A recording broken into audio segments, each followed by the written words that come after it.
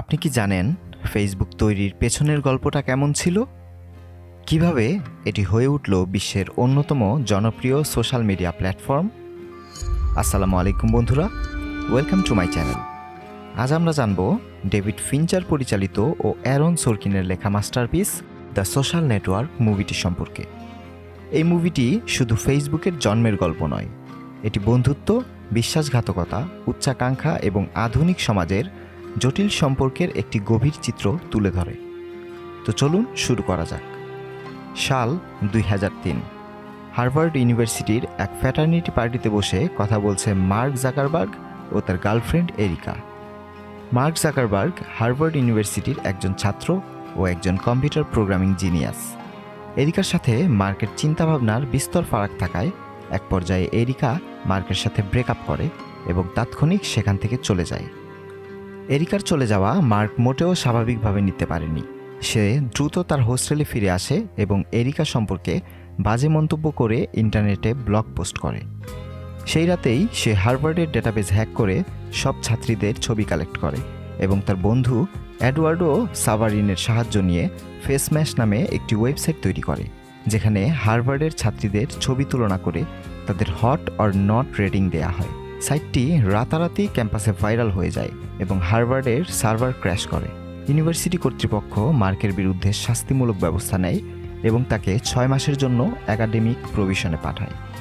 এই ঘটনার পর হার্ভার্ডের দুই প্রভাবশালী যমজ ভাই ক্যামেরন ও টাইলার এবং তাদের পার্টনার দিভা মার্ককে তাদের একটি আইডিয়া হার্ভার্ড কানেকশন নিয়ে কাজ করার প্রস্তাব দেয়, যা কিনা হার্ভার্ডের ছাত্রছাত্রীরা সোশ্যাল নেটওয়ার্ক হিসেবে ব্যবহার করবে।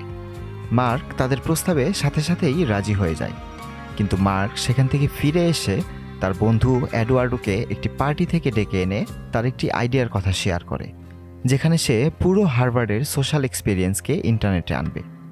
এডওয়ার্ডো আইডিয়াটা বেশ পছন্দ করলে মার্ক তাকে $1000 বিনিয়োগের মাধ্যমে 30% শেয়ারের প্রস্তাব দেয় এবং এডওয়ার্ডো তাতে রাজি হয়ে যায়।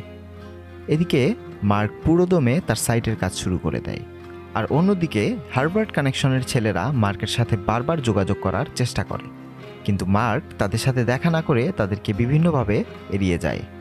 11 জানুয়ারি 2004 মার্ক ইন্টারনেটে দ্য ফেসবুক নামে একটি ডোমেইন রেজিস্টার করে এবং হার্ভার্ড কানেকশনে কাজ করবে না বলে উইংক্লবস ভাইদেরকে জানিয়ে দেয়।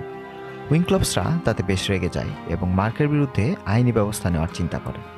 ফেসবুক খুব দ্রুত হার্ভার্ডে জনপ্রিয় হয়ে ওঠে এবং একে একে অন্যান্য কলেজগুলোতেও ছড়িয়ে পড়ে।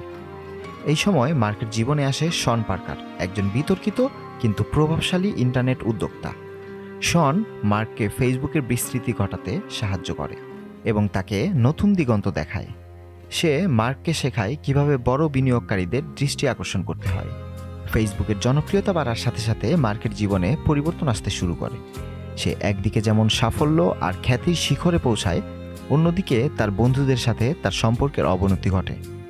এডওয়ার্ডো সাভারিন, মার্কের বন্ধু এবং বিজনেস পার্টনার, ফেসবুকের প্রথম বিনিয়োগকারী হয়েও ধীরে ধীরে ফেসবুক থেকে ছিটকে যায়। এডওয়ার্ডো মনে করে মার্ক তাকে ঠকিয়েছে এবং তার শেয়ার কমিয়ে দিয়েছে। এডওয়ার্ডো মার্কের অফিসে এসে চিৎকার করতে থাকে।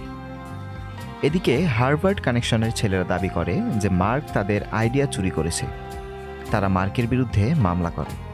অন্যদিকে এডওয়ার্ডো তার শেয়ারের জন্যও মার্কের বিরুদ্ধে আরেকটি মামলা করে। মুভিটি মূলত এই দুটি মামলার প্রেক্ষাপটে তৈরি, যেখানে মার্ককে তার কর্মের জন্য জবাবদিহিতা করতে হয়। দ্য সোশ্যাল নেটওয়ার্ক মুভিটি আমাদেরকে দেখায় কিভাবে সাফল্যের পেছনে ত্যাগ এবং দ্বন্দ্ব জড়িয়ে থাকতে পারে।